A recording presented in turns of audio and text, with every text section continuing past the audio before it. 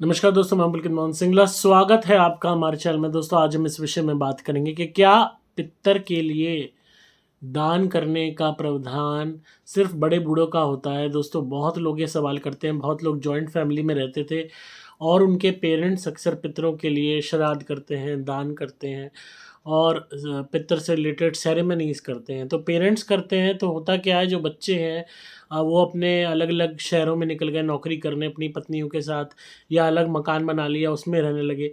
तो वो कहते हैं कि अब हमें करने की ज़रूरत नहीं है, क्योंकि जो मेन घर है जहाँ पे माँ-बाप रहते हैं वो तो कर ही रहे हैं, या बड़ा भाई कर रहा है, या जो भी माँ-बाप के साथ लड़का रहता है वो तो कर ही रहा है, उसकी बहू कर रही है, तो हमें करने की क्या ज़रूरत है। तो अक्सर ऐसे लोगों के जीवन में कष्ट देखा गया है, परेशानियाँ देखी गई हैं और पितरों से जुड़ा हुआ संकट देखा गया है। पितृ ऋण देखा गया है और वो इसीलिए देखा गया है क्योंकि वो पल्ला झाड़ लेते हैं कह के कि वो तो कर ही रहे हैं।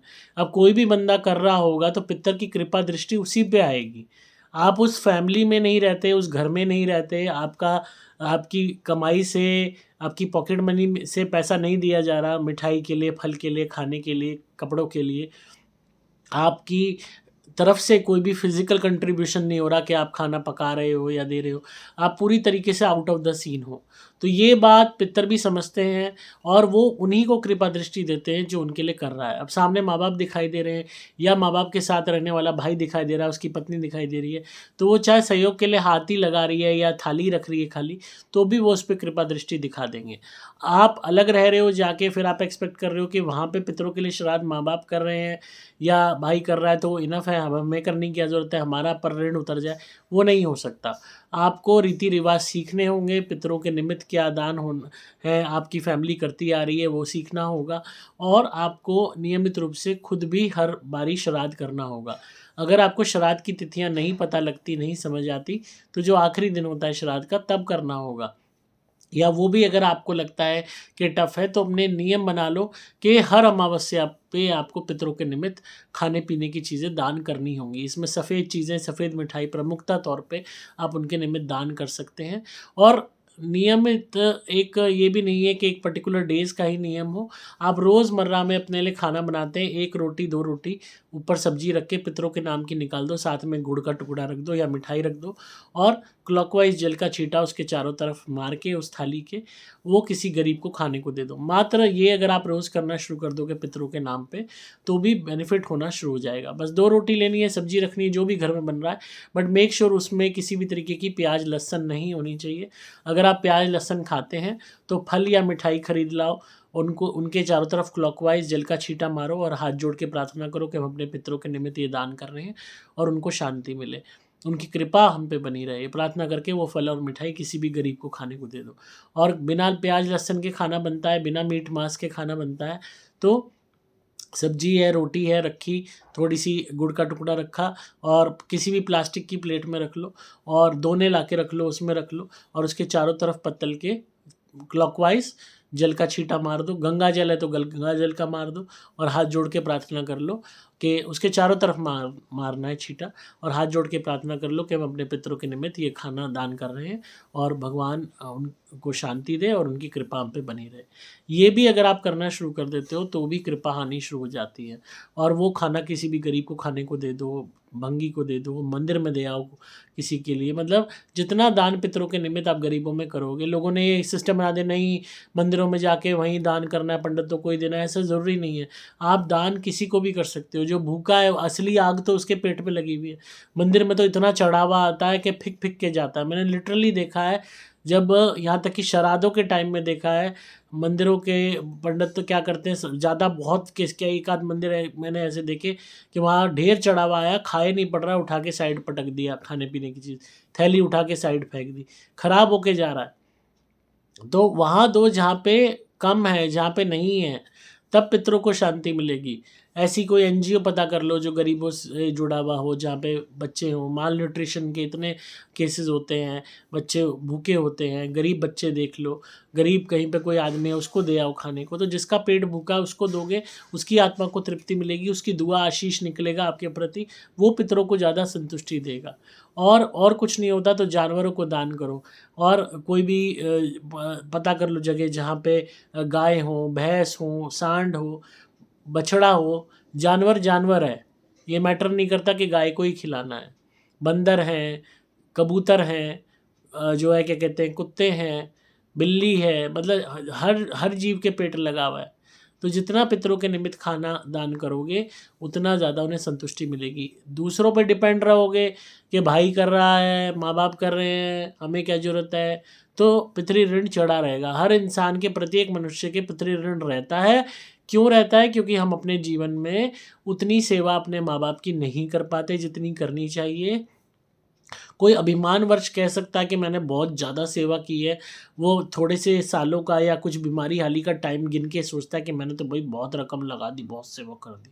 पर जो ऋण है वो सही मायने में आप नहीं उतार सकते, क्योंकि जो जन्म देने का ऋण है वही बहुत बड़ा होता है। उसके बाद आपको शुरू से बड़ा करना, आप पे ना जाने कितने हज़ारों लाखों रुपए, करोड़ों रुपए वो खर्च कर चुके होंगे, कितना आपको अपना वक्त दे चुके होंगे, आपको पैदा करने से लेके बड़ा करने तक। आप वो टाइम भूल जाते हो और उसके बाद भी वो आपके लिए करते रहते हैं जब तक उनमें क्षमता होती है। तो अपने घर वालों का, माँ बाप का तो आप ऋण कभी उतार ही नहीं सकते। और इसी तरह पितर होते हैं जो पहले की जो पीढ़ियाँ चली आ रही थी। तो पितरों के निमित्त पितृ ऋण हमारे को क्यों निकल के आता है कुंडली में? क्योंकि पास्ट लाइफ में कहीं न कहीं कमी रह गई होती है और इस लाइफ में भी कमी रह जाएगी। आप कितना ही कर लो, पूर्णतः आप ऋण नहीं उतार सकते। क्योंकि कई दफ़ा हम अपनी तरफ से भी माँ बाप को उल्टा सुना देते हैं, उनका अपमान कर देते हैं, बेइज़्ज़ती कर देते हैं, उन्हें इग्नोर कर देते हैं। उससे भी पितरों के प्रति एक नेगेटिविटी क्रिएट होती है, हमारे ऊपर एक कर्ज चढ़ता है, एक ऋण चढ़ता है पितरों का, जो हमारा अगले जन्म में भी साथ नहीं छोड़ता। तो प्रत्येक दिन आप अपने पितरों के निमित्त दान कीजिए खाने-पीने की चीज़ें, क्योंकि खाली अभी के पितर ही नहीं है, आपकी पास्ट लाइफ़ का भी ऋण आपके ऊपर चढ़ा हुआ है पितरों का, उसको भी दूर करने के लिए। अमावस पे तो आपको दान करना ही है और जो है पूर्णिमा पे भी दान करना है, अमावस पे भी करना है, त्योहारों पे भी करना है पितरों के निमित्त, और रोज़मर्रा में कर लो तो समझ लो सोने के हो गए। मैं ये नहीं कहता 56 भोग करो, जो आपके घर में बन रहा है वो दान कर दो, बट अगेन उसमें मीट मांस नहीं होना चाहिए, मछली अंडा नहीं होनी चाहिए, शराब नहीं होनी चाहिए, प्याज लहसुन नहीं होनी चाहिए। उसके अलावा आप कोई चीज़ बिना प्याज लहसुन के अगर बना रहे हो तो दान कर दो। वो भी मुमकिन नहीं है तो फल और मिठाई, फल तो सबके घर में होते हैं और वो आप दान कर दो रोज़मर्रा में। पितरों के निमित्त जल का छींटा मार के किसी भी गरीब को, किसी भी भूखे को खिला दो, आप देखोगे उसको संतुष्टि मिलनी शुरू हो जाएगी। जितना पितरों के निमित्त दान होगा उतना बेटर होगा। त्योहारों पे कपड़े लाते हो, एक जोड़ी कपड़ा और ले आओ पितरों के निमित्त। उसमें भी कोई साड़ी ले आए गरीब औरत के लिए, जल का छींटा मारा कि मेरे पितरों को शांति मिले। कोई भी घर में आपकी फीमेल मेंबर पहले रही हो, कोई दादी हो, कोई हो जो अब इस दुनिया में नहीं है, उसके निमित्त दान कर दिया। कोई दादा वगैरह है उसके निमित्त पैंट शर्ट का कपड़ा दान कर दिया जल का छींटा मार के। तो जितना आप ऐसा करते रहोगे आपको बेनिफिट होगा। और इसके अलावा एक बहुत ही महत्वपूर्ण उपाय है, जो उपाय शनि का भी है और पितरों के निमित्त भी ये बहुत कारगर उपाय है। आप कोई भी जो है शनिवार देख लो, उसमें आप क्या करो कि एक फ्री साइज़ की हवाई चप्पल ले आओ बहुत सारी, जितनी ला सकते हो 10-20 ले आओ जोड़ी, और प्रार्थना करो कि मैं अपने पितरों के निमित्त ये दान कर रहा हूँ, जो भी गरीब बहन है उसको जो है वो मिले, फ़ायदा मिले और मेरे पितरों को शांति मिले, और एक-एक जोड़ी हवाई चप्पल गरीबों में बाँट दो। मतलब बहुत इससे इमेंस शनि का ये बहुत बड़ा उपाय है। और मतलब वो नई हवाई चप्पल होनी चाहिए, अपने फ्री साइज़ की 7-8 नंबर की, 8 नंबर की, आज के टाइम में 8 नंबर का पैर मैक्सिमम किसी आदमी का होता है, तो जो है वो दान कर दो। और जितना आप अपनी तरफ से पितरों के निमित्त खाने-पीने की चीज़ें या कपड़ा या पहनने-ओढ़ने की चीज़ें दान करोगे नहीं, उतना आप देखोगे आपके पितर आपसे संतुष्ट रहेंगे, फिर आप चाहे कहीं पे भी हो, किसी भी दुनिया के कोने में हो। तो डिपेंड मत होइए अपने पेरेंट्स के ऊपर, भाई-बहन के ऊपर कि तुम करो। और बहुत से लोग, महिलाएँ सवाल करती हैं कि हम अपने पितरों के निमित्त दान कर सकती हैं। कर सकती हो, आप भी उसी फैमिली में पैदा हुए हो, आपके रगों में भी वही खून दौड़ रहा है। आपने भी सेवा कराई है बचपन से लेके बड़े होने तक, एजुकेशन पे क्या, खाने-पीने पे क्या, हर चीज़ पे। तो अपने माँ-बाप या दादा-दादी या अन्य पितरों के निमित्त दान करने में कोई बुराई नहीं है। आप खाने-पीने की चीज़ें दान कर सकती हो, जितनी ज़्यादा करोगी। महिलाएँ तो खाना बनाती हैं, वो 2 रोटी फालतू बना सकती हैं। जो है पराठा बन रहा है, पराठा जल का छींटा मार के मिनस के किसी गरीब को खाने को दे दिया। मतलब जितना आप कर सकते हो इसे कीजिए उपाय को, अपने आप में आप देखिएगा कि एक बारी पित्तर आपके मज़बूत हो गए, आपको बेनिफिट देना शुरू कर दिया, तो आप देखोगे कि कमाल हो जाएगा। इतना फ़ायदा होगा जिसका कोई हिसाब नहीं है। और ये समझ लो कि जीवन में मैक्सिमम कष्ट दूर हो जाएँगे। आप गरीब हो, आपको लगता है आपके पास ज़्यादा वो नहीं, जो है उसमें से थोड़ी सी चीज़ दान कर दो खाने की। एक सेब भी जल का छींटा मार के मिनस के किसी गरीब को दे दोगे, या एक केला भी दे दोगे, या एक आप जो है क्या कहते हैं दूध की थैली लिया और टोंड मिल्क की लिया, वो तो और भी सस्ती आती है, उसके चारों तरफ जल का छींटा मार के हाथ जोड़ के प्रार्थना करके वो दूध किसी डॉगी को ही पिला दो, उसी से आप देखोगे पितरों को संतुष्टि मिलनी शुरू हो जाएगी। या किसी गरीब बच्चे के लिए दूध दे दो। मतलब ये कुछ ऐसी वो है जो ह्यूमैनिटी आपको अपने अंदर से लाओगे, और आप अपने अंदर में एक अच्छा कार्य करने का संकल्प ले रहे हो कि हमें किसी का भला करना है, किसी भूखे का पेट भरना है, तो पहला तो यही है, भलाई का कार्य हो गया। दूसरा, आप उस भलाई के कार्य को भी किसी के निमित्त दे रहे हो, उसका क्रेडिट खुद नहीं ले रहे, पितर के निमित्त दे रहे हो। तो पितर इस चीज़ को नोटिस करते हैं कि ये चाहता तो इस पुण्य को अकेले कमा सकता था, दान कर देता, पितरों का नाम ना लेता, तो ये पुण्य इसके अकाउंट में जाता। अब ये मेरे निमित्त कर रहा है ताकि इसका बेनिफिट, इस पुण्य का बेनिफिट पितर को भी मिले। तो पितर ऑटोमेटिकली फिर आपके प्रति सोचेंगे, ढाल बन के आपके लिए खड़े रहेंगे, आपकी मदद करेंगे। और अगर आपको लग रहा है कि पितरों का संकट बहुत ज़्यादा है आप पे, तो कुछ टाइम के लिए नॉनवेज और शराब और अंडा और मछली ये बंद कर दो। मैक्सिमम टाइम में पितर मदद इसी वजह से नहीं कर पाते क्योंकि घर दूषित हो चुका होता है नॉनवेज से। नॉनवेज क्या है? मृत जानवर की लाश है। तो आप मरे हुए जानवर की लाश, हमारे घर में किसी की मृत्यु होती है, हम उसकी तुरंत संस्कार करते हैं, घर को धोते हैं, फिर हवन कराते हैं घर की शुद्धि के लिए। यहाँ आप रोज़ अपने घर में कटे हुए जानवर की लाश लेके आ रहे हो, तो रोज़ अपने घर को अशुद्ध कर रहे हो। रसोई जो अन्नपूर्णा का जहाँ वास होता है, जहाँ माँ लक्ष्मी का, भगवती का वास होता है, माता अन्नपूर्णा का वास होता है, जहाँ से साउथ ईस्ट वो एरिया है जो आपको धन तक दे सकता है, उसको आप दूषित कर रहे हो, उसको आप खराब कर रहे हो जानवर की लाश लाके, लाश के टुकड़े आप अपने घर में रख के पका के खा रहे हो। तो इससे बड़ा दुर्भाग्य तो कोई हो ही नहीं सकता। आपके घर का बेड़ा गर्क क्यों नहीं होगा?